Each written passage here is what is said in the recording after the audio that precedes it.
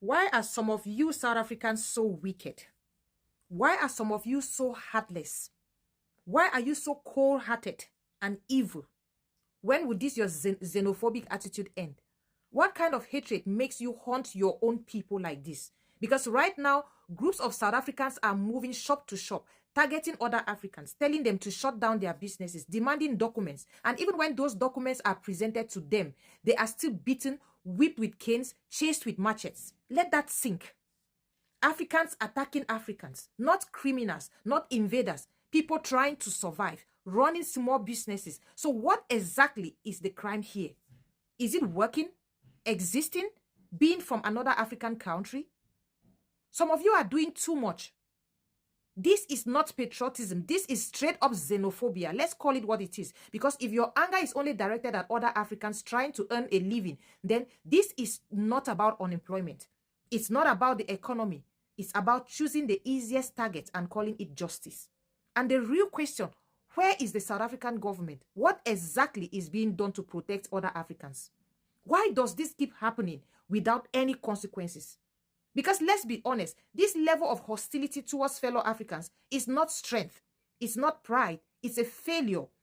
Because if Africans become the threat to Africans, then we don't have external problems anymore. We have an internal one.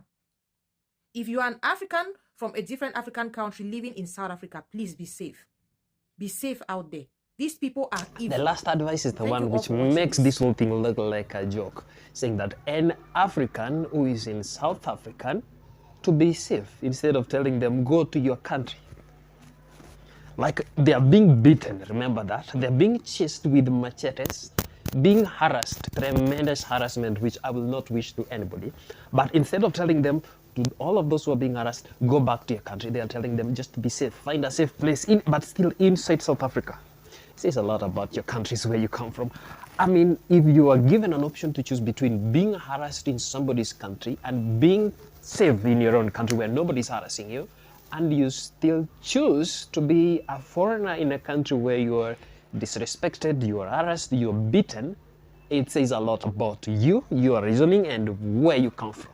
Saying that the South African government need to do something, yet the government never called you there. They never called you and told you, come here. So asking for their protection when actually they are looking for you to deport you is diabolical, actually. The government itself is tired of so many foreigners, okay? When you realize that your prison is full of foreigners, you have to rethink again. Something is wrong somewhere. That's why South Africans are against that thing of Africa unification, doing away with the borders, because they'll be overwhelmed with the number of people who will be there. So for them, it's understandable to be against all of this thing about African unity, because they will be the recipients of all their population.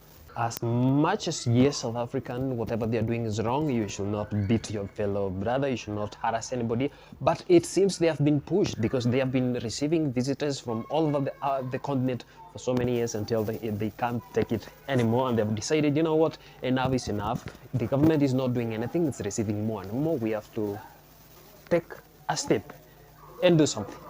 And they're taking the step right now. So whatever they're doing, according to them, they are protecting their own country from invaders. Yes, they are invaders because most of them are undocumented immigrants. And being an undocumented immigrant is not a problem. A problem comes when you are disrupting the whole ecosystem of wherever you go. Yes, there are those who are doing business diligently, just earning a living without disturbing anybody.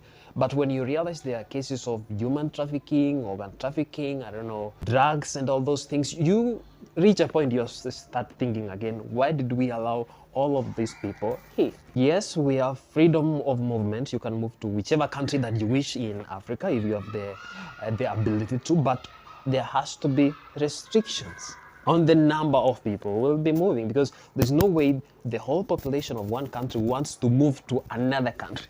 Like even the president himself is looking for a visa to go to another country. You can't accommodate everybody, obviously, and for South Africans, they are overdoing it actually, beating people on the roads, chasing people from hospitals because they are foreigners is not a good thing, but that's just a reaction of people who are pushed to the wall. They have done everything possible they could, and it's not working, and they have realized we have to take the law into our hands. Not a good thing, but that's just a response. You cannot determine how people will respond when they are pushed to an extent where they have no another option.